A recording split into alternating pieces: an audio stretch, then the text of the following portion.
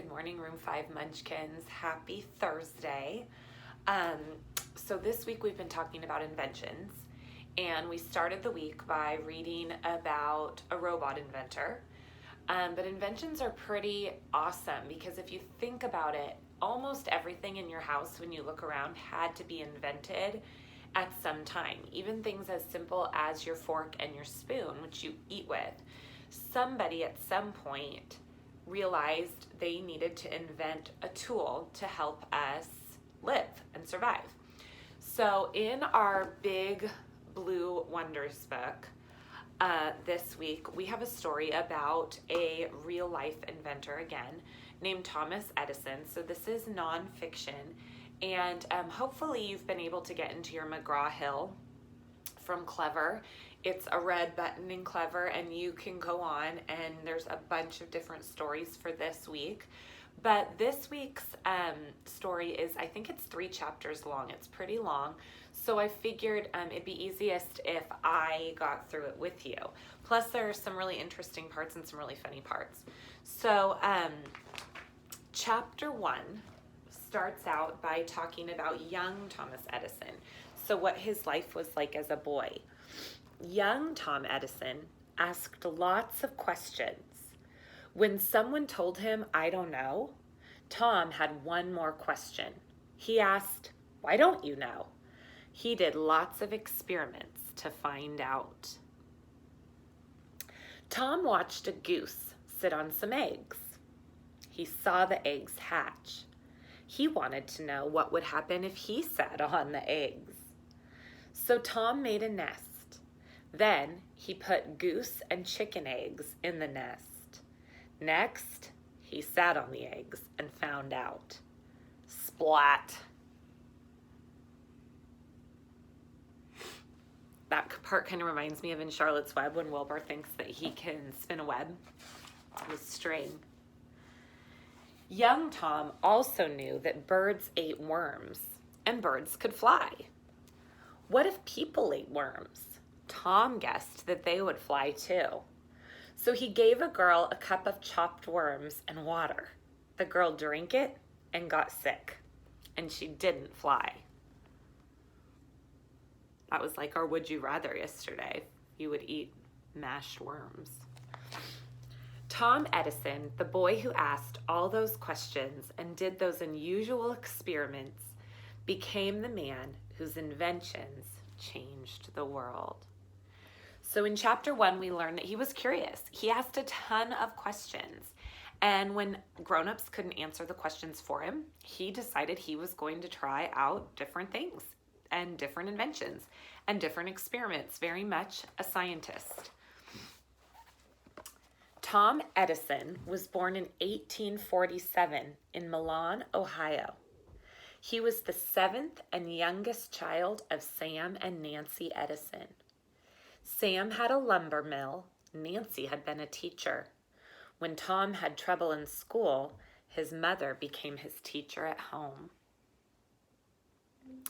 So he was learning from home just like you guys are right now. Chapter 2. Young Tom did many of his experiments in the cellar of his home. He had lots of jars of chemicals. He wanted to keep people from messing with them. To fix the problem, he had an idea. He wrote poison on each jar. He thought that would keep the others away. He was right. So if you look up here, you see the symbol for poison on some of the jars. And they weren't poisonous chemicals, but he didn't want people messing with them. So he had a problem and he needed a way to fix it.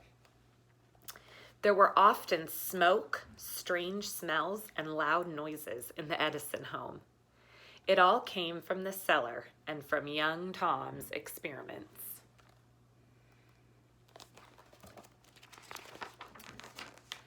Tom needed money to pay for chemicals and other things. As a result, he got a job when he was 12. He sold newspapers and candies on trains. Then at 15, he began to write, print, and sell his own newspaper for travelers. He named it the Grand Trunk Herald. Tom wrote news of people he met on the train. He also wrote how he felt about work. The more you "The more to do," he wrote in his newspaper, "the more done." Tom liked to keep busy. Tom kept very busy on the train. He even set up his own lab in the baggage car.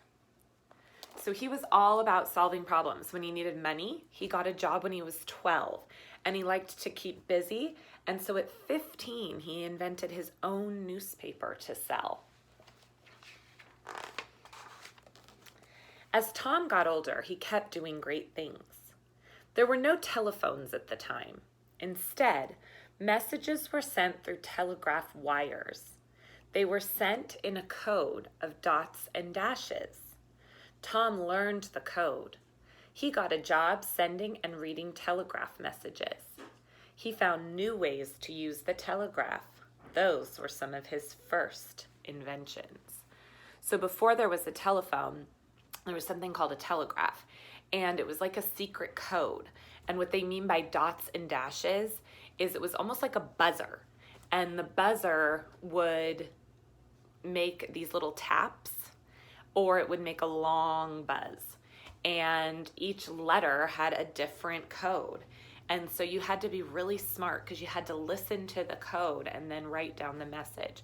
So the messages were short, but that was one of the first things that Thomas Edison realized wasn't the best way to communicate, and so he wanted to try and change it. So now we're into chapter 3, when we're going to learn about his inventions that you actually already know about.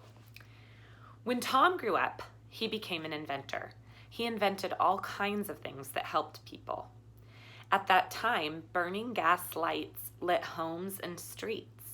Sometimes smoke from the lights filled a room.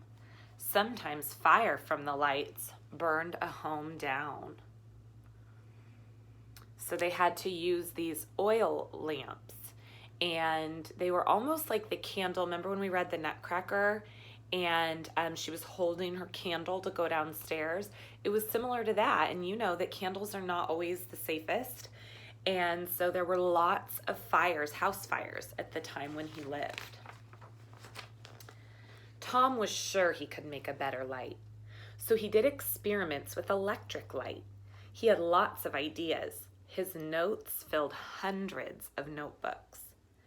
After more than a year of work, Tom did it. He made a light that was safe to use. Took 1 year for a light bulb. "The electric light is the light of the future," Tom said, "and it will be my light." Edison's lights were big news. People came from all over to see them. Once they saw the Edison lights, they wanted them in their homes. Tom's lights brightened the world. Tom Edison spent his whole life making great things. The things he made helped people everywhere. And obviously we still use lights today. And if you think about it, there's lights on our phones, there's lights outside in our yards. And so his invention is everywhere. Here's the Tom Edison photo album. This was him at 15 when he started his newspaper. He invented the first machine that could record sounds and play them back. So without this, we might have no music players or movies or TV with sound today. Edison made this early music player using his own sound machine. So sort of like the radio or the television. Thomas Edison in his lab in Menlo Park, New Jersey. Edison's light bulb design looks similar to the ones we use today. So they're a little bit different, but very similar. Edison invented the first machine for viewing films. Without this machine, there would be no movies. So we can attribute a lot of the things that we use today to his very first ideas. Then the next couple pages are interesting in here because there's a poem about another invention that I have never even thought about that was an invention, scissors. But it's something that we definitely use all the time. We have them in our kitchen, we have them at school. And so this is a poem about scissors. X slides open, squeezes shut, snip, snip, snip, carve, cut. Silver mouth, yawning wide, clip, clip, clip, split, divide. Slash, gnash, dissect, dice, crisscross, criss, slice, slice. Paper cutters, steel shears. X swings out, then disappears. So what it means by an X is when you open up scissors, it makes an X.